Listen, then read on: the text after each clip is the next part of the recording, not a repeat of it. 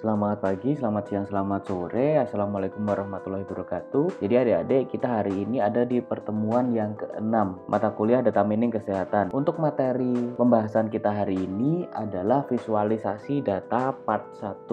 Jadi ini adalah part 1-nya dan nanti itu akan ada part 2-nya. Daripada kita berlama-lama, langsung saja kita ke indikator penilaiannya. Yang pertama, mahasiswa mampu membuat diagram batang, diagram pie, diagram garis, histogram, box plot, scatter plot, tree map, sunbird, radar, mosaic plot. Yang kedua, mahasiswa mampu membuat tabel frekuensi. Yang ketiga, mahasiswa mampu membuat tabulasi silang dua arah dan n-way. Langsung saja kita ke materinya. Diagram biasa disebut sebagai chart, disebut juga sebagai grafik, atau disebut juga sebagai bagan. Diagram atau chart atau grafik atau bagan adalah bentuk representasi data. Fungsinya adalah menampilkan gambaran dari data dari sudut pandang dimensi, baik itu 2 dimensi atau 3 dimensi.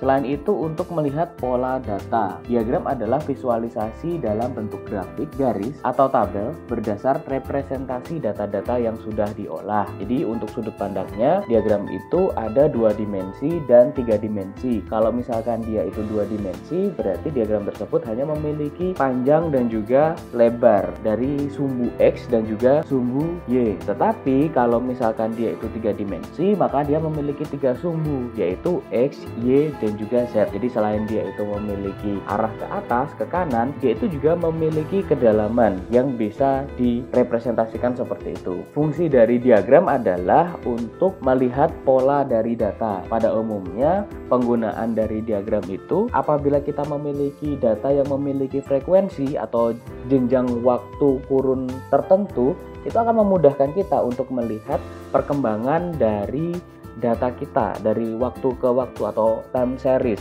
Setelah kita mendapatkan polanya, kemudian baru kita ke bagian pendukung keputusannya. Jadi mau diapakan setelah kita mengetahui pola tertentu dalam suatu data. Jadi untuk diagram ini sangat penting sekali.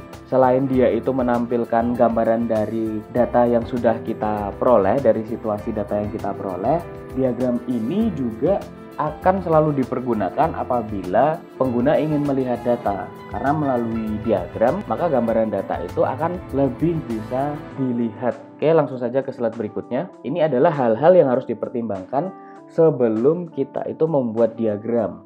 Yang pertama adalah pengelompokan data. Jadi untuk memberikan spesifikasi terhadap data agar datanya itu tidak kemana-mana, alangkah baiknya kita itu mengelompokkan data berdasarkan kategori-kategori khusus. Kalau misalkan kita itu memiliki data yang panjang, kita juga bisa membuat data itu lebih simpel lagi dengan menggunakan range ataupun kelas dalam representasi pembuatan diagram. Yang kedua adalah model diagramnya. Kita juga harus tahu model diagram yang harus kita pakai itu seperti apa. Misalkan kalau kita itu ingin membandingkan dari data antar data, nah diagram seperti apa yang kita butuhkan. Tapi kalau misalkan kita ingin melihat sudut pandang yang lebih luas lagi dari hal-hal spesifik lainnya, nah kita juga harus mempertimbangkan diagram bentuk seperti apa yang harus kita pakai. Kita juga harus melihat bentuk data yang kita miliki itu seperti apa, dan juga seberapa banyak variabel yang akan kita tampilkan semacam itu. Terus kemudian pemilihan warna.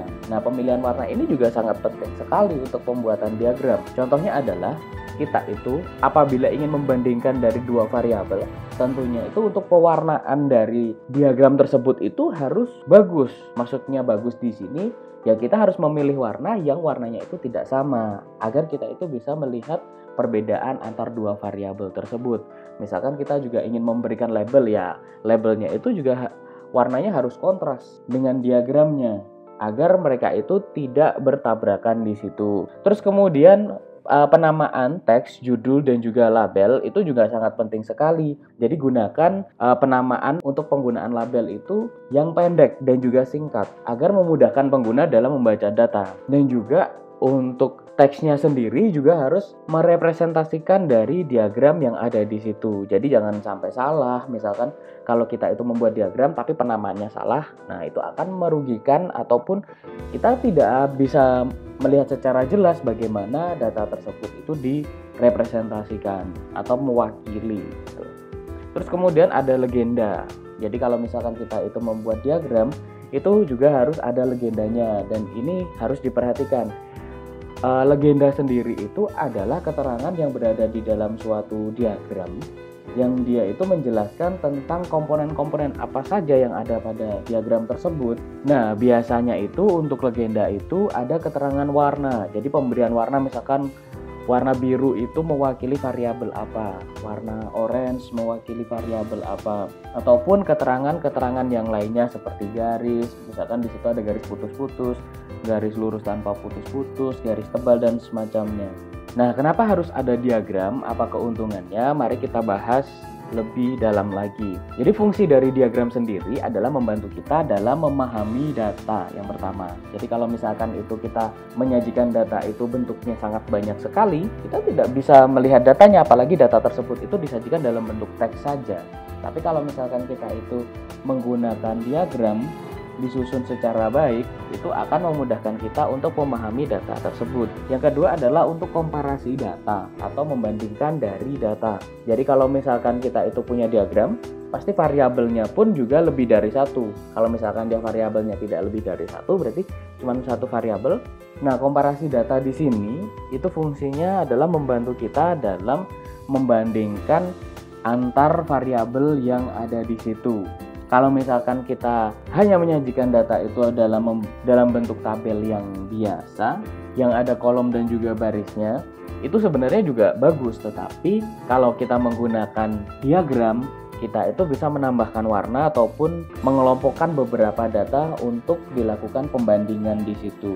Yang ketiga, mencari informasi tersembunyi. Kalau misalkan kita punya data yang datanya itu belum dibuat dalam bentuk diagram, pasti akan kesusahan untuk mencari informasi yang tersembunyi di situ.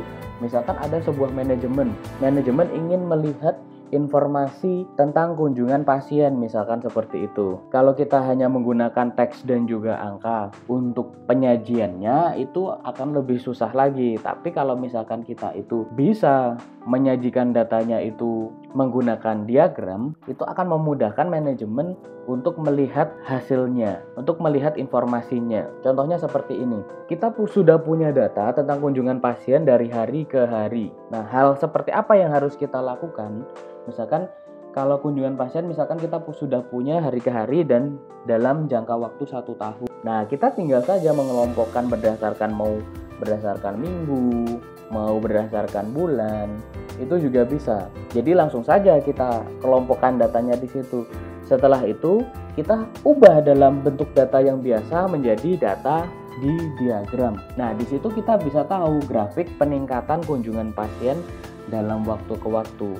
Jadi kalau misalkan diagramnya itu naik, maka akan membantu manajemen. Jadi kalau misalkan grafiknya itu naik, berarti strategi manajemen seperti apa yang fungsinya itu bisa meningkatkan kunjungan pasien lebih baik lagi. Tapi kalau misalkan grafiknya itu turun, nah itu strategi yang seperti apa agar kunjungan pasien itu lebih meningkat dari yang sebelumnya. Yang keempat adalah meringkas data. Jadi fungsi diagram sendiri selain dia itu membantu kita dalam memahami data, dia juga membantu dalam meringkas data.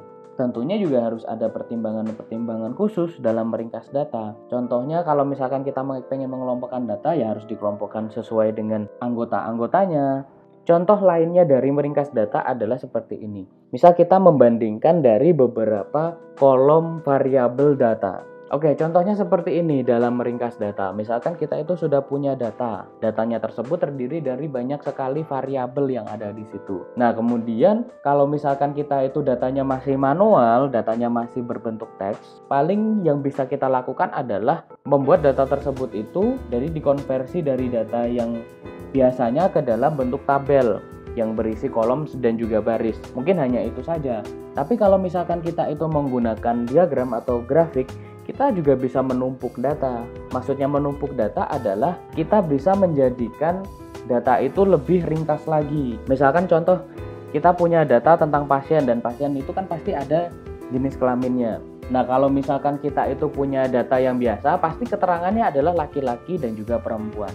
Tetapi kalau misalkan kita bisa menggunakan fungsi diagram untuk meringkas data, kita tinggal saja merubah data tersebut untuk pewarnaannya. Misalkan untuk warna yang laki-laki dia menggunakan warna biru dan juga untuk yang perempuan menggunakan warna merah. Contohnya seperti itu. Jadi selain dari grafik tersebut itu memberikan representasi data, dia juga bisa memberikan keterangan lainnya berdasarkan warna tadi, perbedaan warna tadi. Jadi kita tidak perlu menuliskan keterangan-keterangan yang lainnya kalau data kita itu menggunakan data yang manual. Yang kelima adalah lebih menarik. Jadi kalau misalkan kita representasi data itu menggunakan fungsi diagram, itu akan membuat data kita itu lebih menarik. Apabila kita ingin melakukan presentasi, orang itu lebih tertarik melihat data kita dalam bentuk diagram daripada data tersebut itu hanya dilihat dalam bentuk teks saja dan juga angka. Apalagi kalau misalkan kita itu menggunakan diagram, ditambahi lagi diagram yang bisa memunculkan animasi, pasti akan memberikan kesan yang baik kepada orang yang melihat presentasi atau hasil penyajian dari data kita. Oke, berikutnya adalah jenis chart atau jenis dari diagramnya. Yang pertama adalah diagram batang. Jadi diagram batang memerlukan sumbu datar dan juga sumbu tegak yang berpotongan, yaitu ada horizontal dan juga vertikal. Diagram ini paling cocok untuk membandingkan variabel. Jadi untuk diagram batang itu memiliki titik potong ada dua. Yang pertama ada vertikal dan juga horizontal. Biasa kita sebut sebagai X dan juga Y. Kalau di sini contoh adalah sensus jumlah penduduk Pulau Jawa tahun 2000 dan 2010. Nah, di situ ada representasi datanya. Untuk jumlahnya, jumlah penduduknya di situ dari rentang 0 sampai 45 juta. Masing-masing titik dia itu kelipatan 5 juta di situ. Nah, kalau kita menggunakan representasi yang seperti ini kan akan lebih menyingkatkan lagi, lebih meringkas lagi untuk datanya. Terus kemudian di bawahnya itu ada label provinsinya. Nah, di situ juga ada untuk pewarnaannya. Warna biru itu mewakili dari tahun 2000 dan warna merah mewakili dari 2010. Itu ada keterangan dari legendanya yang di sebelah kanan. Nah, kita bisa menyimpulkan dari grafik yang ada di situ, ternyata pertumbuhan jumlah penduduk yang ada di Pulau Jawa dari tahun 2000 ke 2010 itu semakin hari semakin meningkat. Terus kita juga bisa lihat lagi di situ untuk jumlah penduduk paling sedikit adalah daerah istimewa Yogyakarta. Terus kemudian untuk jumlah penduduk paling banyak itu ada di Jawa Barat. Posisi kedua Jawa Timur, posisi ketiga Jawa Tengah, posisi keempat ada di Banten, posisi kelima ada di DKI Jakarta, dan terakhir di daerah istimewa Yogyakarta. Nah, di situ kita juga bisa lihat lagi di Jawa Barat pada tahun 2010 itu jumlah penduduknya itu sekitar 42 jutaan. Nah, kalau misalkan kita sudah tahu tuh jumlah penduduk dari Pulau Jawa itu semakin tahun semakin naik. Nah, otomatis dari pihak pemerintah juga akan terbantu. Misalkan dengan kenaikan jumlah penduduk yang ada di Pulau Jawa semakin hari semakin bertambah, maka harus ada peningkatan beberapa fasilitas-fasilitas khusus, contohnya pendidikan, kesehatan, ataupun yang lain-lainnya. Nah, hal-hal yang seperti itu yang sebenarnya itu ingin difungsikan dari fungsi pembuatan grafik dalam implementasinya. Nah, berikutnya adalah pie chart. Nah, pie chart ini disebut sebagai pie karena memang bentuknya itu seperti pie. Pie chart dipergunakan untuk membandingkan data yang memiliki perbedaan ekstrim, mengingat lingkaran 360 derajat, sehingga 3,6 derajat mewakili 1%. Kekurangannya adalah tidak bisa untuk membandingkan data yang terlalu kecil dan memiliki perbandingan yang kecil. Jadi fungsinya juga sama seperti diagram batang tadi, tetapi pie chart ini dia itu dianjurkan untuk membandingkan data yang memiliki perbedaan yang besar. Kalau misalkan dia itu jumlah datanya itu kecil, maka dia akan tidak terlihat. Dan bisa-bisa kalau rentangnya itu terlalu jauh jumlah datanya, dia akan tidak terlihat dan juga tidak dianggap di situ. Nah, maka dari itu pie chart ini kurang bagus apabila datanya itu disajikan dari data yang sedikit atau memiliki rentang jarak yang sangat besar. Di situ ada keterangannya kalau lingkaran itu 360 derajat, berarti untuk 1%-nya yang ada di situ itu dibuat ruangnya sebanyak 3,6 derajat. Berikutnya adalah diagram garis atau biasa disebut sebagai line chart. Diagram garis digunakan untuk merepresentasikan data yang memiliki kelompok jenjang atau kontinu. Diagram garis memiliki poin atau titik yang mewakili angka atau kondisi. Kemudian pada titik-titik tersebut akan dihubungkan satu sama lain. Nah, untuk penyajian diagram baris yang ada di situ, itu ada dua variabel yang dibandingkan, yaitu ASMA dan juga PPOK. Nah, di situ kita bisa lihat untuk rentang, kemungkinan ini yang bawah ini rentang umur ya. Jadi di situ ada prevalensi penyakit asma dan juga PPOK tahun 2013. Jadi di sini yang dibandingkan adalah asma dan juga PPOK dalam persentase. Nah, untuk yang ke arah ke atas itu yang sebelah kiri dari 0 sampai juga 10 itu adalah jumlah persentasenya. Untuk yang bawah itu kemungkinan adalah umur, tapi di situ kita tidak bisa menebak karena di situ tidak ada keterangan bahwa dia itu mewakili dari apa. Jadi yang seharusnya kita lakukan ketika kita itu ingin membuat grafik, kita itu harus menuliskan di situ secara lengkap juga. Atau kalau nggak gitu, kita itu harus menampilkan keterangan tersebut itu di bagian legenda. Atau kita juga bisa menambahkan labelnya di situ, persentase dan juga umur, agar memudahkan orang itu dalam membaca diagram garis. Oke, jadi untuk diagram garis di situ, untuk ada titik-titik itu adalah nilai maksimumnya atau nilai yang mewakili dari kondisi yang terjadi pada saat itu. Contohnya adalah untuk penyakit asma itu terjadi, misalkan kita di bawah ini anggap saja umur ya. Ada yang umurnya kurang dari 1, pada tahun 2013 itu jumlahnya itu 1,5%. Kemungkinan seperti itu. Nah, di situ terjadi nilai maksimum untuk penyakit asma yang terjadi pada masyarakat itu yang terjadi pada umur 15 sampai 24, 25 sampai 34, 35 sampai 44. Nah, di situ jumlah terbanyak penderita penyakit asma. Tetapi untuk PPOK, semakin hari, semakin umurnya semakin naik, itu penderitanya itu semakin banyak. Sebenarnya banyak sekali hal yang bisa kita ambil dari diagram ini informasinya. Nah, hal-hal yang seperti ini nanti yang akan membantu dari pemegang kekuasaan ataupun juga orang yang bertanggung jawab di situ dalam mengambil keputusan. Berikutnya adalah histogram. Masih ingat dengan binning di pertemuan yang kemarin? Binning itu kan kita bagaimana kita menempatkan data ke dalam wadah-wadah tertentu. Nah, ini bentuk representasinya adalah histogram. Jadi untuk histogram itu adalah tampilan grafis dari tabulasi frekuensi yang digambarkan dengan grafis batangan sebagai manifestasi data binning. Untuk tampilan batang yang ada di situ menunjukkan proporsi frekuensi pada masing-masing deret kategori yang berdampingan dengan interval yang tidak tumpang tindih. Jadi untuk fungsi histogram sendiri itu sebenarnya dia membantu memetakan data ke dalam bentuk proporsi dari frekuensi. Dan tentunya frekuensi tersebut memiliki kategori-kategori khusus. Berikutnya adalah box plot. Box plot atau box ini berasal dari box atau kotak. Box plot merupakan ringkasan yang disajikan secara grafis untuk menggambarkan bentuk distribusi data atau skewness, ukuran tendensi sentral, dan ukuran penyebaran atau keragaman data pengamatan. Di situ yang bisa kita lihat adalah nilai minimum dan juga nilai maksimum. Di nilai minimum itu kita bisa melihat Q1, Q2, dan Q3, kuartil terendah, median, dan kuartil tertinggi.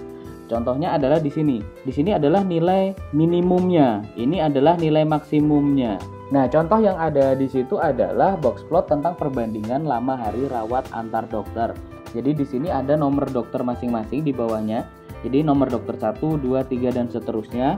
Terus ada lama perawatan dihitung dari hari. Jadi misalkan di situ ada dokter yang pertama, dia itu melakukan lama hari rawatnya itu sekitar 7 sampai 8 hari. Untuk dokter yang kedua di sini, dia untuk lama perawatannya itu antara 6, sekian hari sampai 9. Untuk penyajian grafis lainnya yang bisa merangkum informasi lebih detail mengenai distribusi nilai-nilai data pengamatan adalah menggunakan box plot ini, atau biasa disebut sebagai whisker plot atau bisa disebut sebagai kotak plot. Untuk seperti namanya, box itu karena bentuknya itu kotak. Nah, kalau udah ada di situ itu ada gambar merah dan juga ada hitam. Ini gambarnya disajikan dua, yang satu hitam garis, kemudian di dalamnya itu diisi dengan merah. Sebenarnya untuk box plot ini nanti akan dipergunakan untuk mencari apakah di situ tuh ada data yang sifatnya itu outlier atau tidak yang ada di situ. Nah, itu bisa pakai pakai box plot, ataupun juga kita bisa melihat ada nilai ekstrim atau tidak yang ada di situ. Nilai ekstrim itu maksudnya nilai yang terlalu rendah dari teman-temannya atau nilai yang terlalu tinggi sekali dari teman-temannya yang tidak umum. Jadi untuk box plot sendiri ini ada bagian yang bentuknya itu kotak. Itu merupakan bagian utamanya yang ada di situ, yang bentuknya itu kotak ini, namanya box itu adalah bidang yang menyajikan interquartile range atau AQR, itu dimana 50 dari nilai datanya itu ada di situ, di area situ. Untuk panjang kotak yang sesuai dengan jangkauan kuartil itu di dalam inner quartile range atau IQR itu merupakan selisih antara kuartil yang ketiga, Q3 dengan kuartil yang pertama atau Q1. Untuk IQR itu menggambarkan ukuran persebaran dari datanya. Biasanya semakin panjang IQR-nya itu menunjukkan bahwa datanya itu semakin menyebar. Untuk mencari nilai IQR-nya itu bisa menggunakan Q3 dikurangi Q1 atau kuartil tertinggi dikurangi kuartil terendah. Terus kemudian di situ juga ada Q1 atau kuartil pertama di mana 25% dari data pengamatan itu lebih kecil atau sama dengan nilai Q1. Terus kemudian di situ ada garis tengah kotak tuh, ada garis tengah kotak atau Q2 itu mediannya.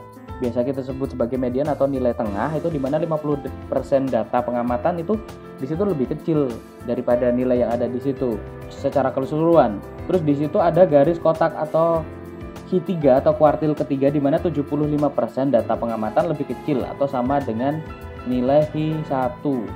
Untuk di situ kan ada garis tuh, garis ke bawah dan juga garis ke atas yang bentuknya seperti T dan juga T terbalik di situ. Itu namanya itu adalah whiskers. Whiskers itu yang bawah itu menunjukkan nilai yang lebih rendah dari kumpulan data yang berada pada IQR atau nilai kotaknya ada di situ. Jadi paham ya kalau misalkan nilai yang ada di situ, kotak itu yang warna merah itu namanya IQR. Kalau misalkan ada garis ke atas yang bentuknya T dan juga T terbalik yang ke bawah itu namanya whiskers. Untuk whiskers yang bawah tadi, dia itu menunjukkan nilai yang rendah. Kalau misalkan whiskersnya itu nilainya ke atas, arahnya yang bagian atas itu menunjukkan nilai yang lebih tinggi dari kumpulan yang berada di IQR. Untuk panjang dari whiskernya itu, yang ke atas maupun ke bawah itu 1,5 dari IQR-nya. Itu udah paten. Jadi seperti fungsinya tadi, bahwa box plot ini untuk melihat dari ringkasan data, tetapi lebih ke arah kita itu bisa melihat data yang sifatnya itu outlier atau extreme data. Kalau outlier berarti dia itu tidak berhubungan atau terlalu melenceng dengan data yang kita olah.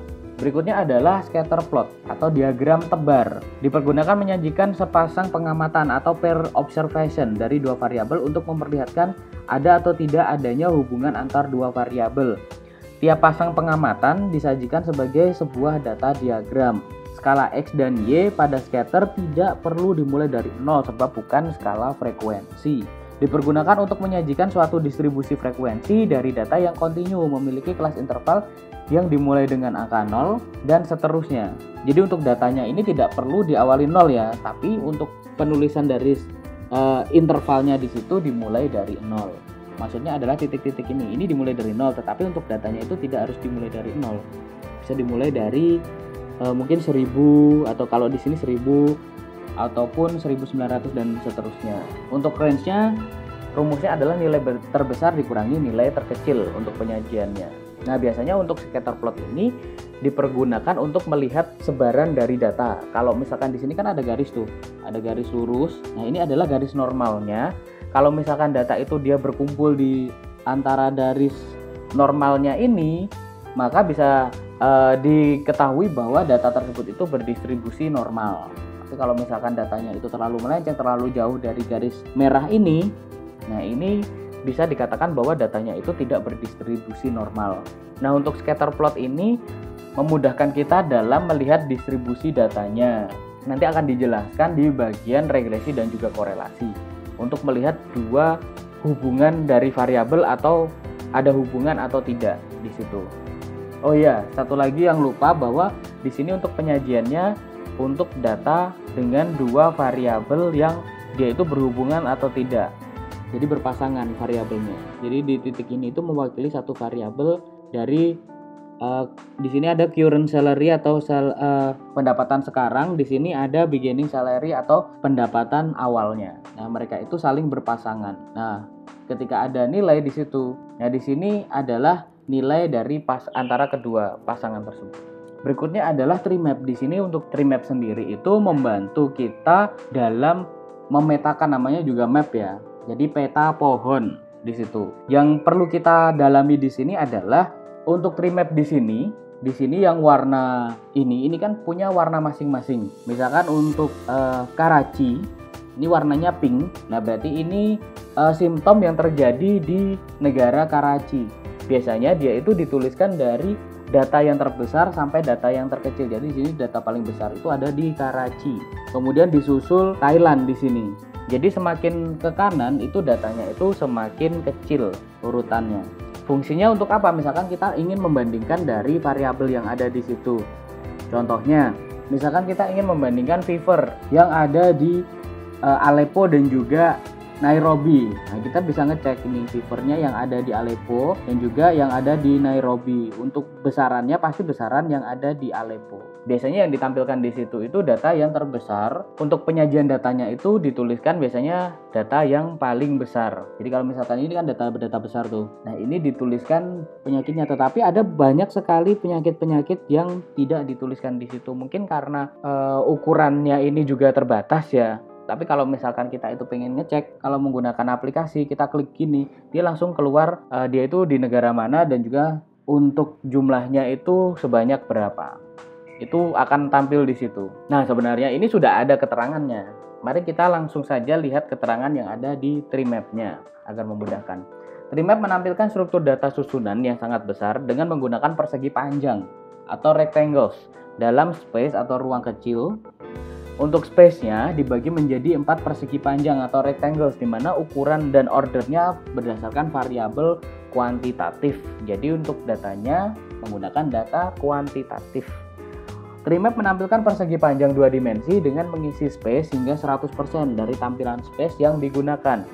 Penentuan persegi panjang pada tingkat yang sama dalam penyusunan mewakili sebuah kolom atau ekspresi dalam data tabel.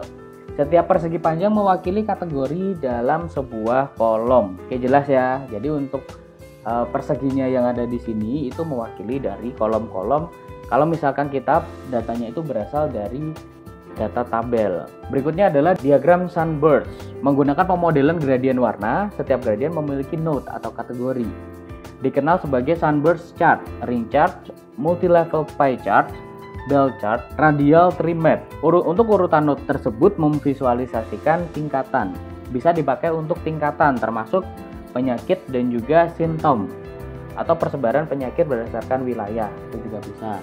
Jadi di situ kita bisa lihat untuk diagram sunburst-nya, untuk yang paling atas adalah root node-nya yang untuk utamanya. Kemudian dia di dalam root node-nya dia memiliki node-node.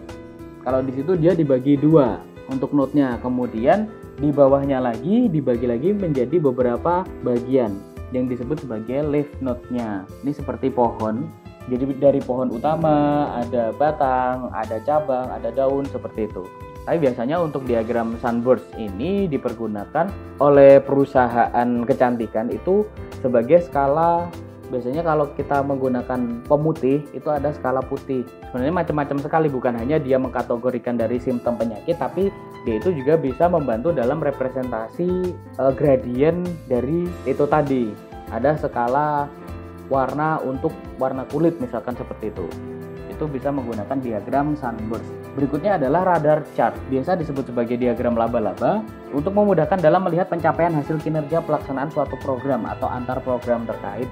Di situ ada mangga, jeruk, durian, markisa, itu adalah nama-nama dari puskesmas. Di situ ada banyak sekali program yang sudah diterapkan. Di situ ada data K1, K4, ibu komplikasi, PN, ibu nifas, KB aktif, ibu mati. Untuk representasi datanya itu disajikan secara melingkar. Untuk skalanya itu bisa dipakai bebas ya, ini bisa pakai persentase atau bisa dimaksimalkan dalam 100% atau dia menggunakan skala yang secara realnya atau nilai aslinya. Jadi kalau misalkan kita itu menggunakan radar chart atau diagram laba-laba ini, kita bisa melihat misalkan mengecek KB aktif yang ada di masing-masing puskesmas yang ada di situ. Misalkan di sini dari semua puskesmas itu yang paling tinggi berada di puskesmas Cempedak, misalkan seperti itu. Ini paling tinggi ada di sini. Untuk paling rendahnya ada di puskesmas Jeruk. Nah, diagramnya itu dituliskan secara melingkar, tapi jarang-jarang sih ada orang yang menggunakan radar chart ini sebagai representasi data. Tapi ada fungsinya. Bagaimana fungsinya? Kita bisa melihat perbandingan antar variabel yang ada di situ. Ini yang lingkarannya tertinggi ada di hijau, itu ibu komplikasi. Jadi data yang tertingginya itu ada di situ. Oke, berikutnya adalah mosaic plot. Untuk melihat suatu respon, biasanya perbandingan yang dilakukan untuk membandingkan kelas yang memiliki atribut first age atau anak-anak dewasa. Di situ datanya sudah ada ya. Di situ ada data variabel untuk age atau umur. Di situ ada anak-anak dan juga dewasa dibagi menjadi dua. Terus kemudian dia itu diiterasikan kepada seks atau jenis kelamin. Ada perempuan dan juga laki-laki. Diagram ini biasanya mendahulukan anak-anak, perempuan agar mudah dimengerti. Mirip dengan tree map. Jadi kalau misalkan pembuatan representasi data dalam bentuk mosaic plot, itu yang harus didahulukan adalah anak-anak dan juga perempuan. Contohnya di sini. Di sini kita bisa lihat perbandingan antar variabelnya di situ. Jadi misalkan di situ yang pertama tuh untuk anak dan juga dewasa, ini jumlah yang paling banyak di situ adalah jumlah dari anak-anak. Jadi seperti tadi, fungsinya adalah untuk membandingkan kelas yang memiliki atribut. Oke, berikutnya adalah tabel distribusi frekuensi yang merupakan daftar nilai data, bisa nilai individual atau nilai data yang sudah dikelompokkan, yang disertai dengan nilai frekuensi yang sesuai. Pengelompokan data ini dimaksudkan agar ciri-ciri penting data tersebut dapat segera terlihat.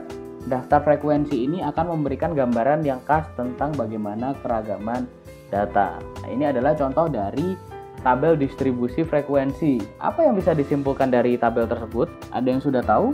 Pasti susah banget di sini. Ini adalah daftar nilai ujian mata kuliah statistik. Susah, Mas Yan. Apa yang harus kita lakukan?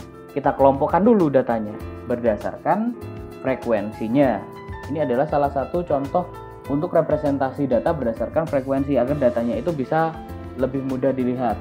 Oke, untuk nilai ujian 35 jumlahnya 1, 360, 370, 381 dan seterusnya. Nah, ini akan lebih memudahkan lagi dari data yang tadi, yang datanya itu hanya berbentuk teks dan juga angka, kemudian ditabelkan secara spesifik menggunakan frekuensi yang lebih detail lagi. Nah, ini sebenarnya bisa lagi diolah lagi. Nah, ini diurutkan berdasarkan range nilai dan juga frekuensinya. Untuk kelas yang pertama itu ada nilai ujian 31 sampai 40 dan seterusnya. Frekuensinya dituliskan ada di situ. Bisa lagi di sini lagi. Nah, ini berdasarkan nilai batas minimum dan juga maksimumnya. Bisa dilihat di situ agar lebih spesifik lagi. Ini adalah keterangannya. Range adalah selisih antara nilai tertinggi dan terendah. Dan pada contoh ujian di atas, range-nya 99 sampai 35, jumlahnya 64 untuk range-nya. Batas bawah kelas adalah nilai terkecil yang berada pada setiap kelas. Contohnya pada tabel 3, batas bawahnya adalah 31, 41, 51, 61 sampai 91. Untuk batas atasnya itu adalah nilai terbesar yang berada pada setiap kelas. Contohnya pada tabel 3, batas bawah kelasnya adalah 40, 50, 60 dan juga 100. Jadi batas bawahnya 31, batas atasnya 40. Batas bawahnya 41, batas atasnya 50. Seperti itu, mereka berpasangan. Untuk batas kelas atau class boundary itu nilai yang digunakan untuk memisahkan antar kelas, tetapi tanpa adanya jarak antar batas di batas atas kelas dengan batas yang ada di bawah berikutnya.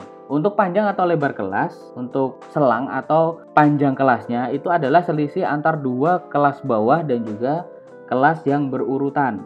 Untuk nilai tengah kelas adalah nilai kelas yang nilai tengahnya dari kelas yang bersangkutan. Kemudian di situ ada banyak kelasnya. Pada tabel ada 7 buah kelas. Untuk frekuensi kelas banyaknya nilai yang muncul pada selang kelas tertentu. Nah, ini kalau misalkan pengen ngecek lagi. Berikutnya adalah tabel tabulasi silang. Tabel tabulasi silang disebut sebagai cross-tab. Analisis tabulasi silang merupakan salah satu analis korelasional yang digunakan untuk melihat hubungan antar variabel. Cross-tab merupakan suatu metode analisis statistik yang digunakan untuk melihat keterkaitan hubungan antara dua variabel dengan menggunakan chi-square dan koefisien kontingensi. Jenis statistik non-parametris yang digunakan untuk menguji hipotesis asosiatif adalah sebagai berikut. Bila datanya berbentuk diskrit adalah menggunakan koefisien kontingensi atau menggunakan uji Pearson atau chi-square. Bila datanya ordinal menggunakan uji Rank-Spearman. Di sini ada data nominal, yaitu data yang memiliki atribut atau nama, contohnya dokter, perawat, radiografer, farmasi, dan seterusnya. Ada data diskrit, data yang berbentuk bilangan bulat, 1, 2, 3, 6, 100, dan seterusnya. Jelas ya, di sini ada nominal, memiliki atribut atau nama, ada data diskrit, dan nilainya itu harus bulat, tidak boleh ada koma-komanya di belakangnya. Terus kemudian ada data ordinal. Data ordinal adalah data yang memiliki tingkatan atau skala Likert. Contohnya adalah sangat sering, cukup, jarang, dan tidak pernah. Itu data ordinal dengan skala Likert. Chi kuadrat merupakan alat statistik yang sangat sederhana. Tidak diketahui apakah hubungannya itu positif atau negatif, hubungannya itu linear atau non-linear, seberapa erat hubungan antar dua variabel, itu digunakan koefisien kontingensi. Nah, ini adalah contoh dari tabulasi silang atau cross step. Bentuknya seperti ini. Jadi ada dua variabel di situ. Untuk variabel yang pertama itu frekuensi di situ. Ada WERC. Jadi sebenarnya intinya adalah tabulasi silang ini dipergunakan untuk mengetahui hubungan antar dua variabel. Dia itu berhubungan atau tidak. Biasa disebut kalau misalkan dia tidak berhubungan itu independen. Kalau misalkan dia berhubungan itu disebut sebagai dependent. Nah, di situ ada variabel-variabelnya dan juga atributnya. Yang bentuk tabelnya nanti seperti ini. Untuk tabel distribusi frekuensi, syaratnya sampel data yang dipakai harus lebih dari 20 atau lebih dari 20. Ada beberapa sumber yang menyebutkan bahwa data itu harus lebih dari 30, itu juga ada. Lebih dari 40 itu juga ada. Jadi banyak sekali pakar-pakar yang memiliki pendapat mengenai sampel data yang harus dipakai. Terus kemudian ada frekuensi data dalam sel atau kotak, harus lebih dari 1 atau lebih dari 1. Rumus-rumusnya adalah untuk nilai korelasi C sama dengan akar X kuadrat per N ditambah X kuadrat. Untuk harga Chi kuadrat itu dicari dengan rumus yang ada di situ. Oke, pusing? Oke, nanti langsung saja daripada kita melihat nilai manualnya yang membuat pusing, nanti akan saya praktekkan contoh dari perhitungan korelasi. Untuk toolsnya yang bisa dipakai itu sangat banyak sekali. Kita bisa pakai SPSS, kita bisa pakai MATLAB, kita bisa pakai Stata, kita bisa pakai RStudio. Tapi saya biasanya untuk perhitungannya itu menggunakan RStudio. Jadi nanti akan saya demokan bagaimana cara melihat korelasi dari suatu variabel. Ini adalah hipotesis. Jadi kalau misalkan H0 sama dengan 0, berarti tidak ada hubungan antar variabel yang pertama dan juga variabel kedua. Misalkan H1 tidak sama dengan 0, itu ada hubungan antara variabel 1 dengan variabel 2. Untuk kriteria keputusannya, misalkan dengan nilai alfa 5% dan derajat bebas lambda dk sama dengan K-1, N-1, maka X kuadrat tabel sama dengan 0,05 K-1 dikali N-1, di mana K adalah jumlah baris pada tabulasi, N adalah jumlah kolom dalam tabulasi. Maka jika tolak H0, maka nilai X kuadrat hitung lebih dari X2 tabel. Jika diterima H0, maka nilai X kuadrat hitung itu kurang dari X kuadrat tabel. Untuk penafsiran koefisien korelasi setelah melalui pengujian hipotesis dan hasilnya signifikan, maka H0 itu ditolak. H0 diterima atau ditolak berdasarkan p-value yang telah dihitung. Pada umumnya alfa memiliki nilai 5% atau 0,05, tetapi pada studi kasus lain bisa menggunakan nilai toleransi lebih besar maupun kecil. Jadi untuk alfa ini adalah nilai toleransi tingkat kepercayaan bahwa data itu bisa diterima atau enggak. Jadi semakin p-value-nya itu nilainya itu semakin rendah, maka data tersebut itu semakin bisa dipercaya. Karena tingkat errornya itu atau tingkat kepercayaannya itu tinggi. Nah, misalkan kalau kita itu menggunakan 5% atau 0,05, maka tingkat kepercayaan terhadap data tersebut adalah 99,95. Seperti itu. Kalau kita menggunakan 10%, berarti tingkat kepercayaannya adalah 99%. Untuk cara perhitungan korelasinya, siapkan data observasi lebih dari 20 atau 30. Jadi kita harus punya dulu datanya itu lebih dari 20 atau 30. Data tersebut didapat dari apa? Bisa didapat dari kuesioner ataupun observasi itu juga bisa. Tapi kebanyakan untuk ujinya itu menggunakan data kuesioner kuantitatif. Yang kedua, tentukan H0 atau hipotesis awal atau asumsi awal. Misalkan ada korelasi antara variabel A dan juga B, atau tidak ada korelasi antara variabel A dan juga B. Itu adalah hipotesis awal kita. Jadi ada korelasi atau tidaknya nanti hasilnya akan sama aja. Untuk H0-nya, cek normalitas. Jadi dilakukan uji normalitas. Apakah datanya itu distribusi normal atau datanya tidak distribusi normal. Terus misalkan kalau normalitasnya kurang dari 0,05 berarti data tersebut tidak normal. Tapi kalau misalkan lebih dari 0,05 datanya itu bisa dinyatakan normal. Kemudian cek signifikansi. Jika p value-nya itu kurang dari 0,05 itu dia signifikan. Kalau lebih dari 0,05 dia tidak signifikan. Ini adalah tabel nilai korelasinya.